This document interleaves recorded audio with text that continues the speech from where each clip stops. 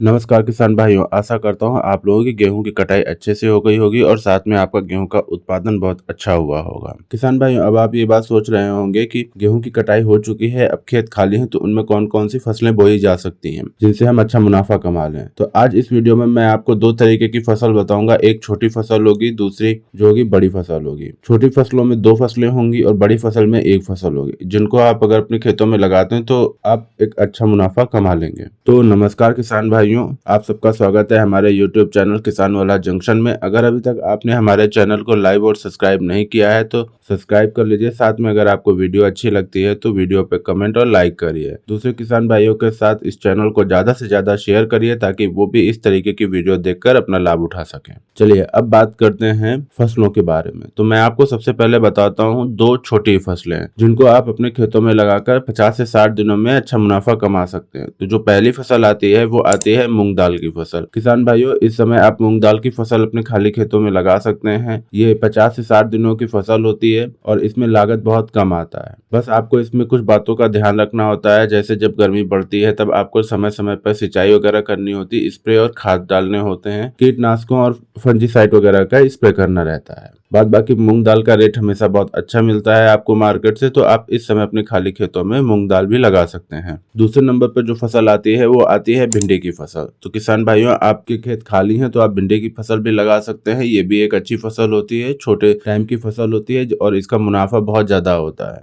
गर्मी के मौसम में जो फसल भिंडी की लगाता है उसके उत्पादन बहुत ज्यादा होने के कारण से वो मुनाफा भी अच्छा कमाता है, साथ में इसमें लागत कम आती है। किसान भाइयों, आप जब भिंडी की फसल लगाने जा रहे होते हैं तो आपको अपने खेत को अच्छे से तैयार करना होता है। उसमें आपको खादें ढंग से डालनी होती है, कंपोस्ट खाद डालनी होती है और रासायनिक खादें भी डालनी होती हैं। इसके साथ में आपको सिंचाई के साधन जो होते हैं पर्याप्त मात्रा में रखने होते हैं। भिंडी की खेती के लिए हमने एक पूरी वीडियो बना रखी है, उसका लिंक मैं डिस्क्रिप्शन में दे दूंगा। आप वहां से जाके पूरी वीडियो देखकर ज्ञान प्राप्त करके अपनी भिंडी की फसल लगा सकते हैं। इसके बाद जो फसल आती है वो आती है टमाटर की फसल। इस समय आप टमाटर की फसल भी लगा सकते हैं। टमाटर की फसल अगर आप लगाने जा रहे हैं तो आपको समय समय पर सिंचाई करनी पड़ेगी। आपको सिंचाई के साधन जो है अच्छे रखने पड़ेंगे। साथ में इनमें लगने वाले कीटों से आपको बचाव करने के लिए कीटनाशक स्प्रे वगैरह का उपयोग करते रहना होगा लगातार। हमने टमाटर की फसल पे भी एक सेपरेट वीडियो बना रखी है, उसका भी लिंक मैं आपको डिस्क्रिप्शन में दे दूंगा, जो कि आप देखकर अपनी टमाटर की फसल लगा सकते हैं और उससे एक अच्छा उत्पादन प्राप्त कर मुनाफा कमा सकते हैं। किसान भाइयों, इसके बाद एक बड़ी फसल के बारे में मैंने आपको बताया था, तो एक बड़ी फसल आती है वो आती है गन्ने की फसल। इस समय आप अपने गन्ने की फसल लगा सकते हैं।